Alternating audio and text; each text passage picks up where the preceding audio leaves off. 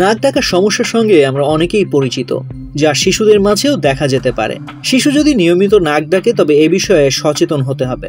শিশুদের নাক ডাকার কারণ: ঠান্ডা লেগে বা অ্যালার্জিজনিত নাক বন্ধ, জ্যাম হয়ে যাওয়া, টনসিল ও নাকের পেছনে গলার উপর দিয়ে অ্যাডিনয়েড গ্রন্থি প্রদাহ বা সংক্রমণে বড় হয়ে গেলে শ্বাসকষ্ট বা নাকে শব্দ হয়। দুই নাকের মধ্যবর্তী পর্দা বেশি বেঁকে থাকলেও নাকে শব্দ হয়। জন্মগতভাবেই এমন থাকতে পারে। সাইনাস সমস্যায় বা প্রদাহে। স্থূল শিশুদের নাক ডাকে যাদের গলায় বায়ু চলাচলের পথ সংকীর্ণ হয়ে আসে। থাইরয়েডের সমস্যা ও গ্রোথ হরমোনের আধিক্যজনিত রোগে। স্বাস্থ্যগত ঝুঁকি: শিশুর ঘুমের সময় শ্বাসনালীতে বায়ু চলাচল বাধাগ্রস্ত হয়। এতে পুনঃ পুনঃ স্বল্পকালীন শ্বাসরোধ হয় এবং ঘুমের ব্যাঘাত ঘটে। একে স্লিপ অ্যাপনিয়া বলে। ফলে দিনের বেলায় ক্লান্তিভাব থাকে এবং শিশু খিটখিটে মেজাজের হয়ে থাকে।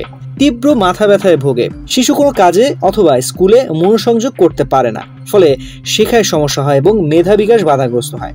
সমস্যার সমাধান না করলে শিশু হাবাগোবা হয়ে যেতে পারে। শারীরিক বৃদ্ধি কমে যাওয়ার আশঙ্কাও তৈরি হয়। রোগ নির্ণয়: রোগের ইতিহাস। নাক ডাকা কতটা মারাত্মক? নাক ডাকা কি ঘুমের মধ্যে শারীরিক অবস্থানের সঙ্গে সম্পর্কযুক্ত, নাকি যে কোনো অবস্থানেই নাক ডাকেন? রোগী কতদিন থেকে নাক ডাকে? ওএসের সঙ্গে সম্পর্কিত কোনো ক্লিনিক্যাল বৈশিষ্ট্য কিংবা লক্ষণ কি রয়েছে?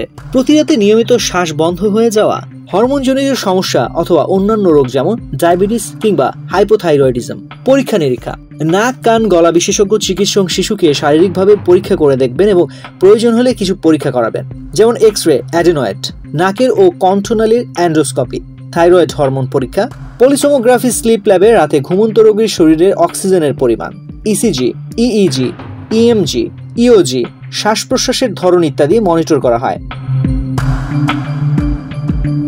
সমস্যার ঘরোয়া সমাধান: অ্যালার্জি বা ঠান্ডা লাগা থেকে প্রতিরোধ করুন। বিছানার মাথার দিকে কয়েক ইঞ্চি উঁচুতে রাখা উচিত। চিত না হয়ে বরং এক কাত হয়ে শোয়ার অভ্যাস গড়ে তুলুন। এছাড়া মনে রাখবেন, ঘুমানোর আগে বেশি ভরপেট না খাওয়া ভালো। নাক ডাকা, অ্যাডিনয়েড, টনসিল বা স্লিপ অ্যাপনিয়ার সমস্যা থাকলে চিকিৎসকের পরামর্শ অনুযায়ী প্রয়োজনে অপারেশন করে নিন। ঘুমের সময় সিপিএপি, বিআইপিএপি মেশিন ব্যবহার। তাই শিশুদের নাক ডাকার বিষয়ে আমাদের যত্নবান ও সচেতন হতে হবে। মনে রাখতে হবে, এসব ক্ষেত্রে প্রতিকার নয়, প্রতিরোধ সর্বদাই উত্তম।